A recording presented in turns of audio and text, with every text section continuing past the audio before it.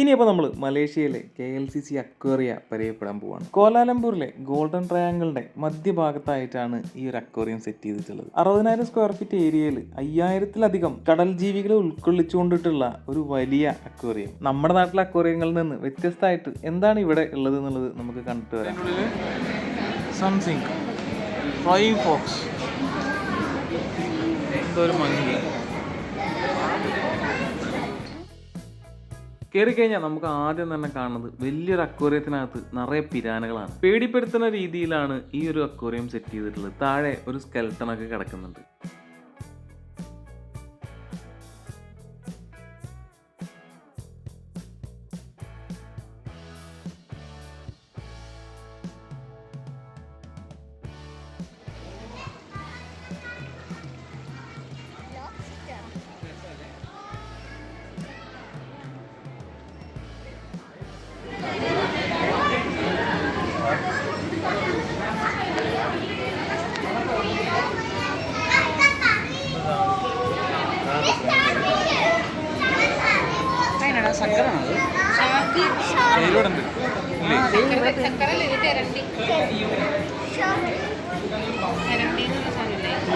Horse crab മറ്റേ അവിടെ കണ്ടില്ലേ ആ സാധനം? ഇത് മീർക്കാറ്റ്. ഇത് കൊള്ളാലോ.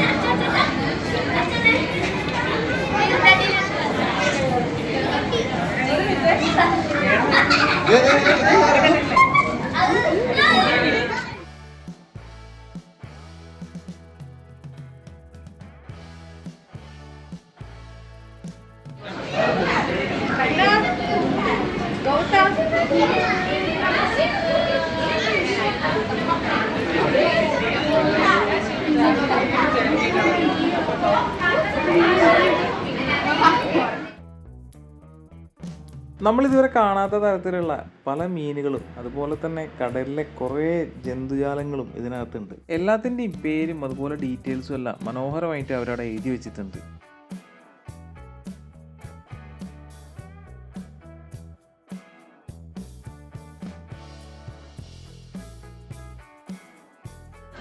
അതിന്റെ എല്ല് കാണാനുണ്ട് അല്ലേ?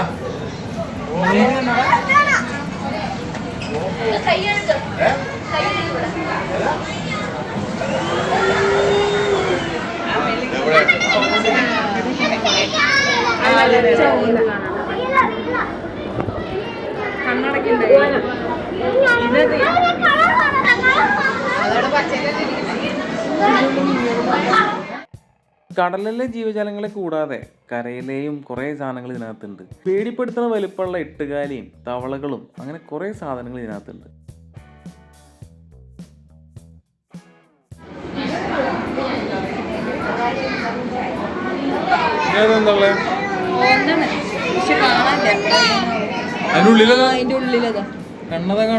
ഉള്ളിലേക്ക് നോക്കാം, കാണണ്ട.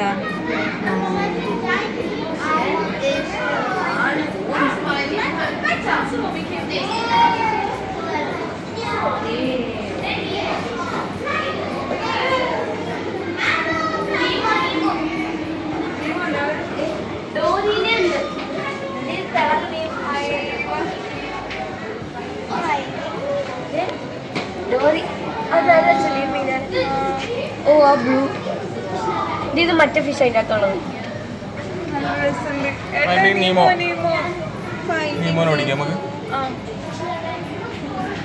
നോക്കോ,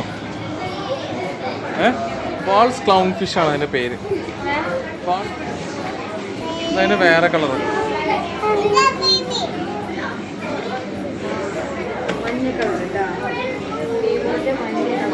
കാണാൻ നല്ല രസമുണ്ട് കേട്ടോ. അത് ഓടി വന്നതാ കുഞ്ഞിനെ കാണാൻ.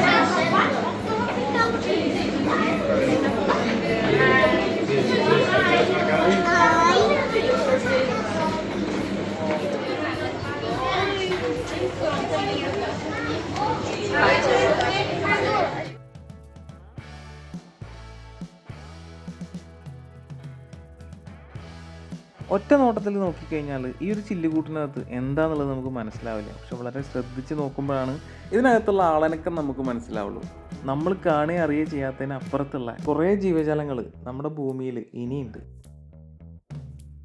കുറേ ജീവജാലങ്ങൾ മാത്രമല്ല, ഇത് സെറ്റ് ചെയ്തിട്ടുള്ള ഒരു ആംബിയൻസും അതും വളരെ ഗംഭീരമായിട്ടാണ് ചെയ്തിട്ടുള്ളത്.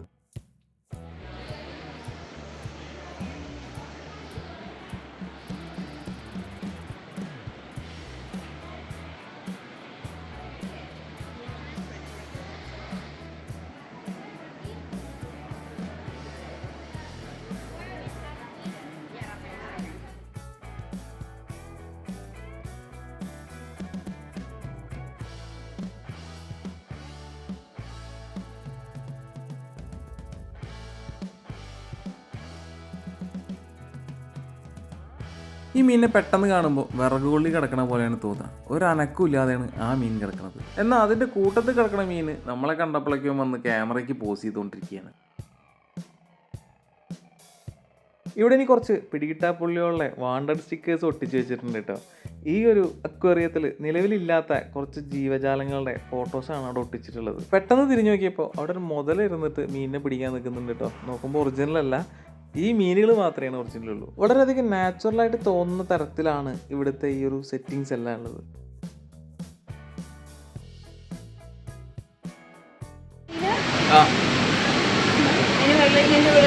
കുറച്ച് വെള്ളം മതി.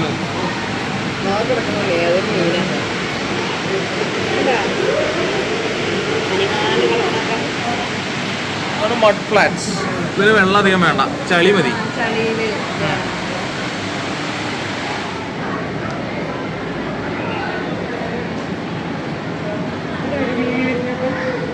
ഒരൊറ്റ ചെറുക്ക് വീശുള്ളൂ അവിടെ. അതിന് ചെരിയാൻ വേണ്ടിയിട്ടാണേ, ഒരു സൈഡിലേക്ക് ചെരിക്കാൻ വേണ്ടിയിട്ട് ഒരു സൈഡത്തെ മാത്രം വീശുക.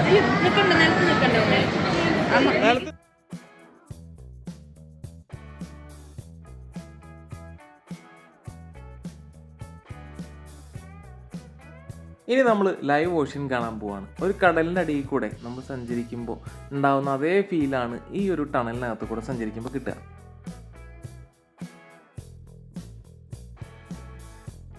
ഇതിനകത്തേക്ക് കയറിയ പാടെ നമുക്ക് കാണാൻ പറ്റിയിട്ടുള്ളത് വലിയൊരു സ്രാവിനെയാണ്. ഇത് നമ്മുടെ മുകളിലൂടെ ഇങ്ങനെ നീന്തി പോകുമ്പോൾ ആ ഒരു സീൻ ഉണ്ടല്ലോ, നമ്മളൊരു കടലിൻ്റെ അടിത്തട്ടിൽ നിന്നിട്ട് മുകളിലേക്ക് നോക്കുന്ന അതേ ഒരു ഫീല്.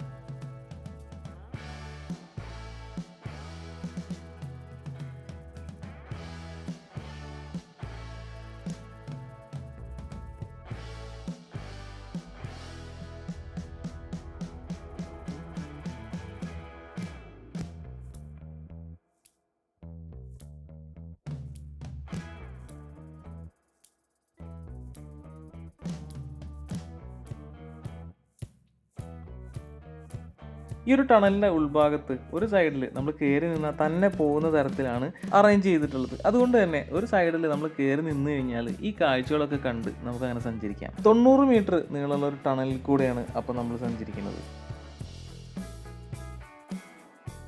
ഇതിനകത്ത് സ്കൂബ ഡൈവിങ് ചെയ്തിട്ട് ഒരാളുണ്ട് കേട്ടോ. ആള് അതിനകത്ത് എന്തൊക്കെ കാര്യങ്ങൾ ക്ലീൻ ചെയ്തുകൊണ്ടിരിക്കുകയാണ്. വലിയ രാമ പോണൊക്കെ കണ്ടോ, വലിയ രാമയാണ്.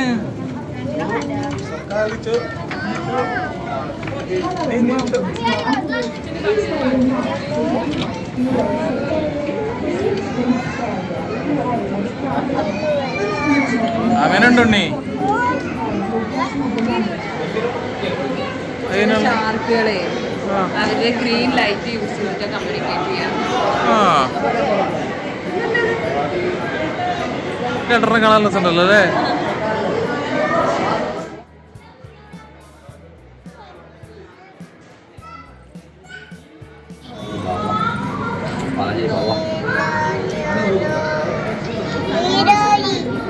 കൈ കാണിക്കണൊക്കെ അതിന്റെ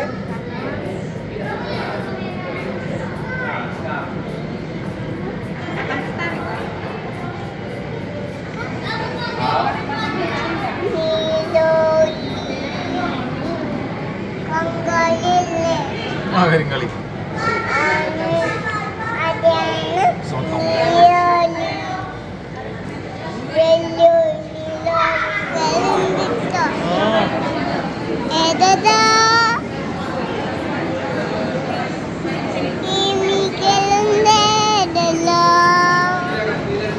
ലൈറ്റ് അടിച്ചു കൊടുക്കുന്നു.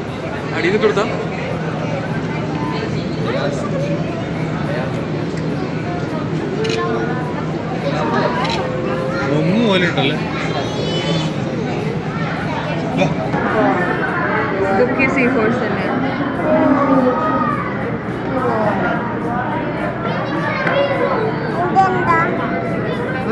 കുതിര. ജീവനോടെയുള്ള കടൽ ജീവികളെ കൂടാതെ കുറേ അവരുടെ അവശിഷ്ടങ്ങളും ഫോസിലുകളും എല്ലാം ഇവിടെ നല്ല വൃത്തിയിൽ പ്രദർശിപ്പിച്ചിട്ടുണ്ട്.